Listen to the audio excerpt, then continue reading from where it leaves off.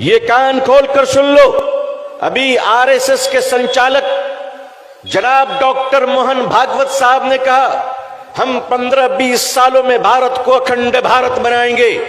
मोहन भागवत जी, आप अकेले नहीं, हम भी बनाएंगे। बोलिए पाकिस्तान को भारत में कब शामिल करना है? बोलिए बांग्लादेश, श्रीलंका, मालदीव, पहाड़ के ऊपर भूटान, ये लेफ्ट साइड में नेपाल, अफगानिस्तान को भारत में कब शामिल करना है? हम तो चाहते हैं कि लाहौर और कराची भारत का हिस्सा बन जाए ताकि कोलकाता से ऑटो लेकर रांची जा सके। कराची से परिष्कार और साफ लफ्जों में पूछना चाहता हूं, हिंदू राष्ट्र का मतलब क्या है? आपको बताना चाहिए।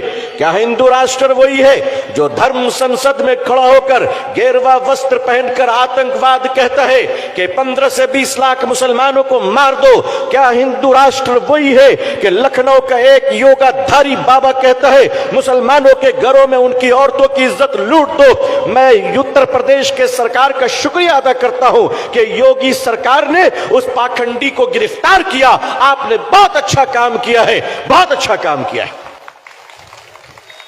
लेकिन अगर आप राम राज बनाना चाहते हैं तो 15-20 साल क्यों? आइए हमारे साथ हाथ मिलाइए, 15-20 घंटे में भारत को राम राज बना देंगे। राम राज का मतलब क्या हुआ?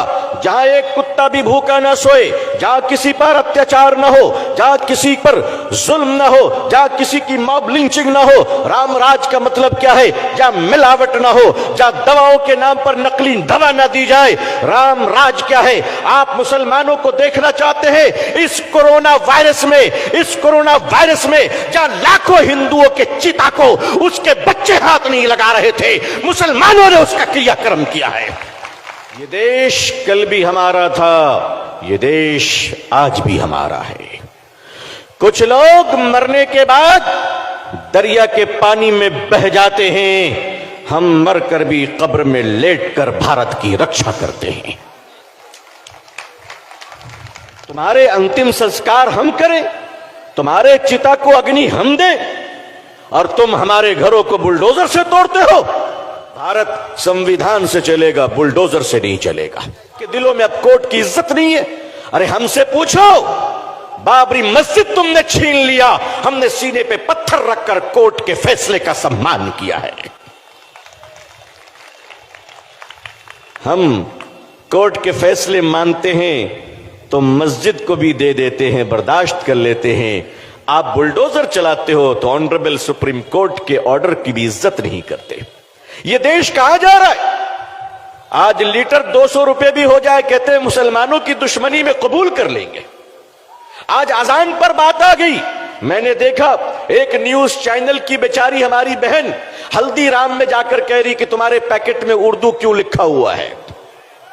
अच्छा, तो मेरी बहन, हल्दीराम की पैकेट में उर्दू लिखने से तुमको बहुत तकलीफ है, तो तुम्हारी कंपनी जो तुमको सैलरी देती है 2000 का नोट, उसमें भी तो उर्दू लिखा हुआ है। अरे भाई, है कि नहीं है? अरे नोट में भी तो, नोट को भी छोड़ दो। आज इनको अजान से तकलीफ है, कहते हैं अजान क्यों हो रही है? अजान आज पहली बार हो रही है। अरे अजान है तो भारत जिंदा है, भारत जिंदा है। और अजान से तकलीफ है तो आज भारत के कई करोड़ हमारे हिंदू भाई अरब के देश में रहते हैं, सुबह से शाम तक अजान सुनते हैं, उनको कोई तकलीफ नहीं होती है। वो अजान सुनते कि नहीं सुनते? वो अजान सुनते, मगर रियाल मिले तो अजान कबूल है, दिनार मिले तो अजान कबूल है, दिरहम मिले तो अजान कबूल है। भारत आते ही पता नहीं कान में अजान से तकलीफ क्यों होने लगती है। भाई, हम तो कहते हैं कि अजान देने से शैतान भागता है ना? हम अजान देंगे, जिसको भागना है भागो।